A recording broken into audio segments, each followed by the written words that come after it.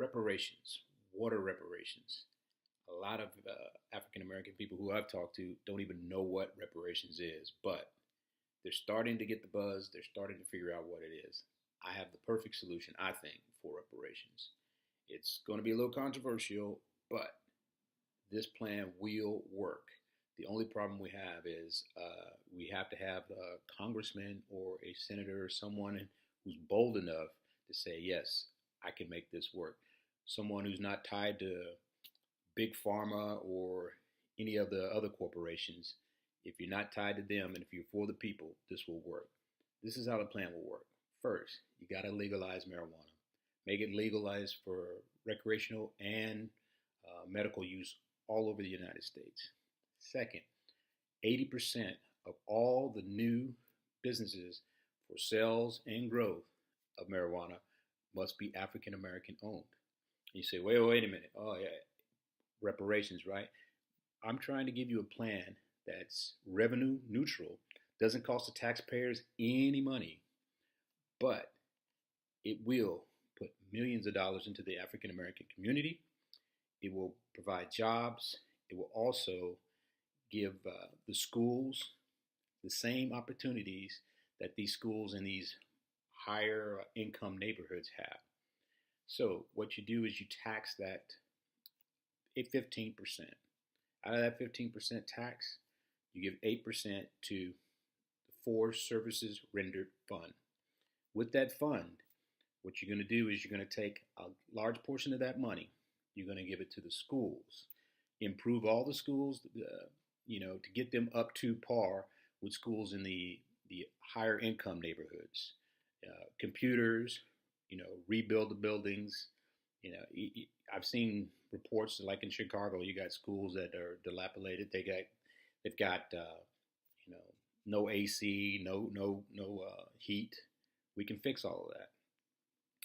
Also, your HBCs, there's no reason why Grambling has to struggle just to get money for their band to get the band equipment. So if they're struggling for band equipment, they got to be struggling for everything else like computers and all kinds of supplies.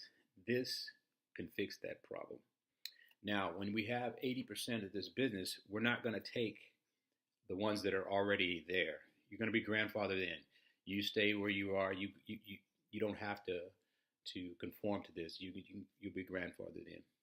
But all new dispensaries, all new stores, 80% African American. And it kills two birds with one stone. A lot of African Americans are in prison and in jail for marijuana. With this plan, all those convictions and charges completely erased. And the plan will also provide job training for those who are released from prison so that they can make a living wage. Don't want to make this video too long, but in the 13-page outline I have, the plan also outlines how the money will be distributed, who will qualify for the funds, what schools do qualify for the funds, and what businesses will qualify for the funds. I'll give you an example. If you're an African American, you should be able to know who your great grandmother was, great grandfather. If you can go all the way back to 1900, then you qualify. So, why should you support this plan? Well, if you want to help the African American community, if you are African American and you want help with business plans, help with the resources to start your own business, help with resources to continue to make your business that you already have, improve it, this plan is for you. It's going to give you the training that you need. It'll give you the resources that you need. It'll give you the funds that you need to be successful. This plan is designed to set you up for success and not for failure. This plan can work. I just need everybody who's viewing this video, contact your congressman, contact your senator. Their phone numbers are on the web. Emailing them, you're not going to get to them by email. Hit them up on their Facebook. There's all the social media, their Twitter, their Instagram. Just hit them up everywhere and say, hey, look at this. This plan can work. It doesn't cost anybody any money who doesn't want to participate in the plan. Now the boring part. So how did I come up with this plan? In my day job, I sit down with people for maybe an hour to an hour and a half, and it's normally 80 to 100 people a month. And I've been taking all kinds of polls, asking all kinds of information, just getting familiar with their political thoughts and you know what they think about what's going on in this world. So about 18 months ago, reparations came up in the news, and I thought, well, hey, maybe I can talk to some people about this. Now, these numbers that I got. Now, of course, I couldn't talk to everybody about reparations because some people you just don't talk to them about stuff like that. But I did happen to talk to 148 African Americans in the last 18 months, and all of them agree, of course. Now, I talked to 42 Hispanic people, and 33 of them agree, and 13 Asian Americans, and 11 of them agree. And now, white Americans, I talked to 267 of them, and 198 of them agree. And now you're probably wondering, well, how did you get them to even open up the conversation? Well, certain people you gotta first fill them out and figure a good way to do it.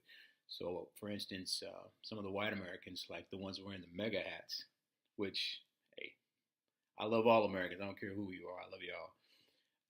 I would say, hey, I heard there's a plan for rappers and athletes to pay for reparations. And they're like, reparations? What's reparations? Once I explained it to them, they go, oh, yeah, that's a good idea. Have them pay for it. So they agree as long as it doesn't come out of their pocket, which is a good thing.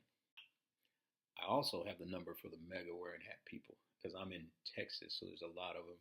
I interviewed 68 of them, and 64 of them agreed that that plan for reparations should work. Not the plan that I'm proposing, but the plan of the rappers and the basketball players paying for it.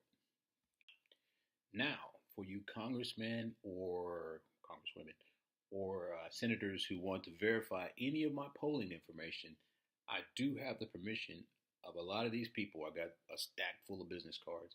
You can pick and choose. You can randomly select some names and numbers. You can actually call these people and ask them, do you know Maurice? And did he ask you these questions? And they will tell you yes. Because it's been in the last 18 months. I'm sure they haven't forgotten. But they will verify that, yes, my polling information is correct. And I can challenge anybody who wants to check my information. Go for it. I got the information. So, in closing, all I can tell you is this plan will work. Call your congressman, call your congresswoman, call your senators, any political, let your friends know about this. Tell all your friends to call them. The more people we get to banging on that door, if we keep banging on that door, pretty soon that door will open. And when that door opens, you will see a huge change in America.